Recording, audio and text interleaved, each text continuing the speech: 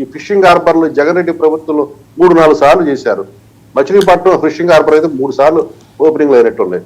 ఇక ఇట్లా చెప్పుకుంటూ పోతే వాళ్ళు చేసేది తక్కువ, చెప్పుకునేది ఎక్కువ. 5 పేషెంట్లు చేస్తారు, 500 రూపాయల గురించి ప్రచారం చేసుకున్నారు.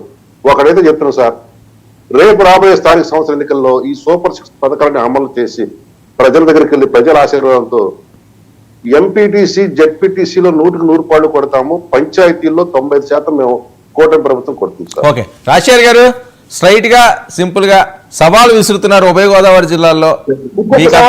రాజశేఖర్ గారు మీకు అంత కాన్ఫిడెన్స్ ఉంటే రమ్మని చూడాలనుకుంటే వాళ్ళు ఉన్న 11 నియోజకవర్గాలు రాజీనామా చేసి ముందు పులివెందుల్లో జగన్మోహన్ రెడ్డి మరలా అదే బడ్జెట్ గెలవమని. ఓకే రాజశేఖర్ గారు. వర్మ గారు, నేను అందుకే ముందే చెప్పాను కదా సార్, దీనికి ముందు చెప్పాను కదా, మేము కూడా ఇలాంటి మాటలు మాట్లాడి ఈ పరిస్థితికి వచ్చామని. అవును, వాళ్ళ పరిస్థితి కూడా అంతే వర్మ గారు. రేపు పొద్దున అది గమనించి మీరు గుర్తుపెట్టుకోండి ఇదే మాట. ఓకే, వేరే విషయం.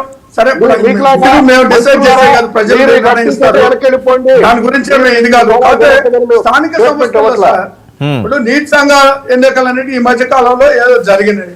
వాటిలో అసలు వైసీపీకి సంబంధించినటువంటి వాళ్ళని పోటీ చేయనీయలేదు. వాళ్ళు మేము పోటీ చేసే ఆసక్తి కూడా మేము చూపిన వదిలేసాం.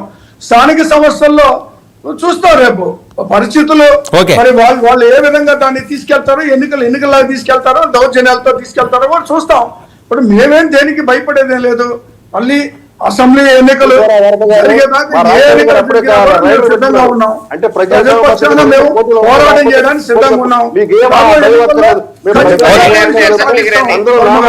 పోటీలు నిలబడచ్చు.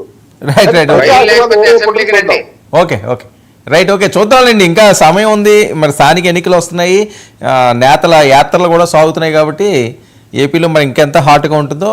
ముఖ్యంగా ఏంటంటే పవన్ కళ్యాణ్ గారిది అవనియండి, ఏ లీటర్ది అవనియండి, ఈ రకమైన డ్రోన్లను లేకపోతే అజ్ఞాత వ్యక్తులు